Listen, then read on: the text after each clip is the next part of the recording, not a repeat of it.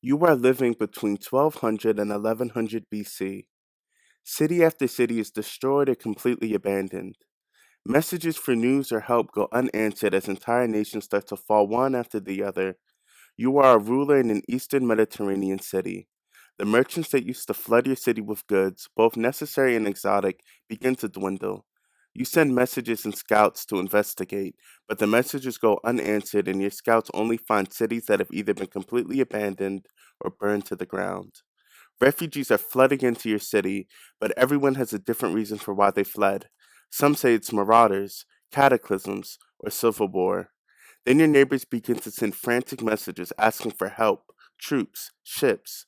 They say that there are brutal invaders at their city walls, and then silence. You never hear from your neighbors again. So many records are lost and destroyed as a result of the high illiteracy rates in the dark ages that ensued. All this culminated in the collapse of the Mycenaeans in the Greek Dark Ages, which lasted for 3 centuries. The Hittite Empire is completely destroyed, and their capital is left in ruins. So few records survive that we can only theorize why it all happened. Civilizations with flushing toilets, sprawling urban centers, and elegant palaces totally crumble in the course of about 50 years. The trade and communication routes, written language, and the population collapse at an alarming rate.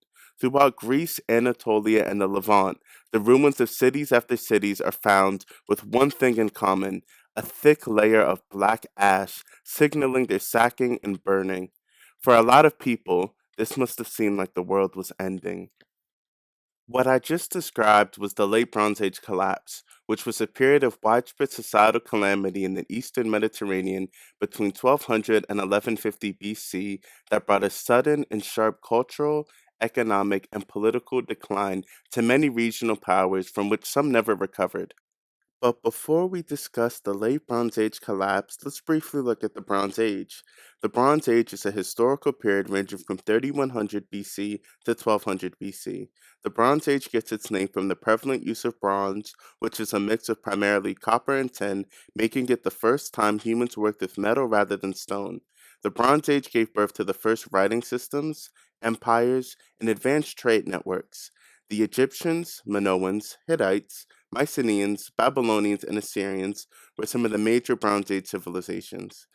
It is important to note that almost all of these civilizations at the time of their collapse and recession were deeply intertwined with each other by trade.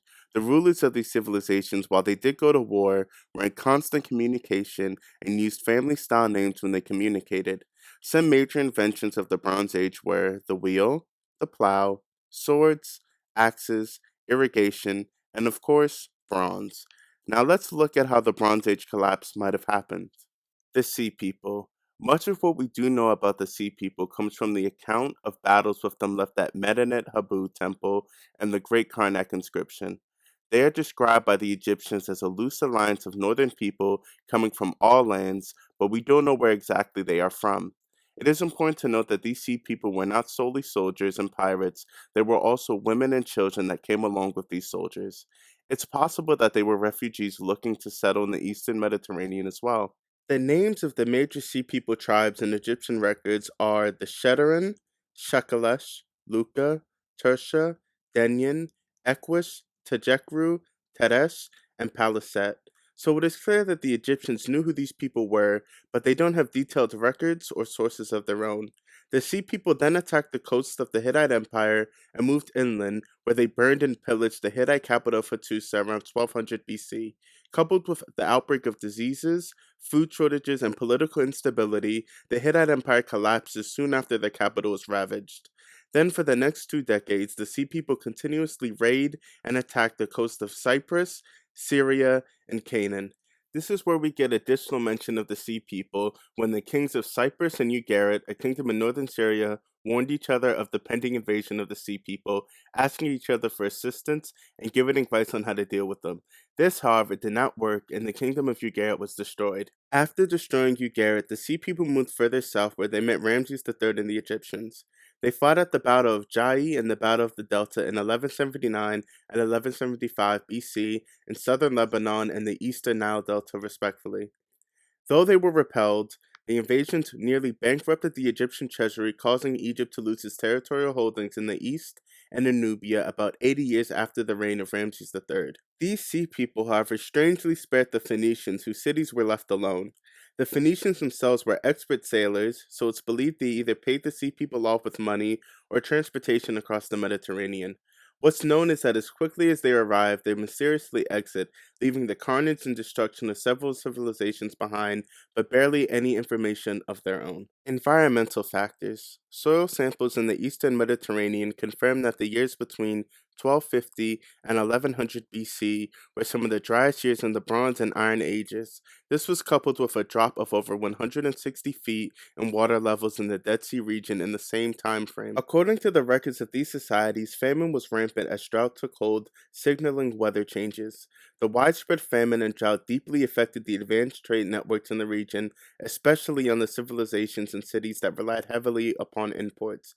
Between 1225 BC and 1175 BC, the eastern Mediterranean, especially around Greece, experienced a series of large earthquakes and volcanic eruptions. Several of these earthquakes severely damaged or destroyed entire Mycenaean cities.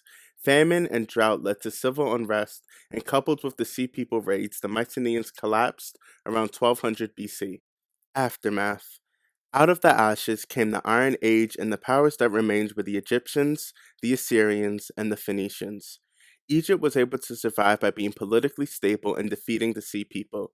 Though the Assyrians retreated from their territorial holdings near the coast, the location of the Assyrian heartland protected them from Sea People raids and potential natural disasters. The Phoenicians entered a golden age, and they created a vast overseas trade network, birthing their own civilizations like Carthage. The societal collapse theory says it was a combination of disruption in trade routes, earthquakes, drought, famine, civil unrest, and foreign invasion that led to the epic collapse of the Bronze Age. What we know is that many of these civilizations took centuries to recover, if at all, or simply just ceased to exist. Many of their writing systems were abandoned or forgotten, so the artifacts we do have aren't able to be translated, forever hiding their knowledge. With so many records lost or destroyed, no one knows why this all occurred, and we may never know what really caused the collapse of the Late Bronze Age. Thank you.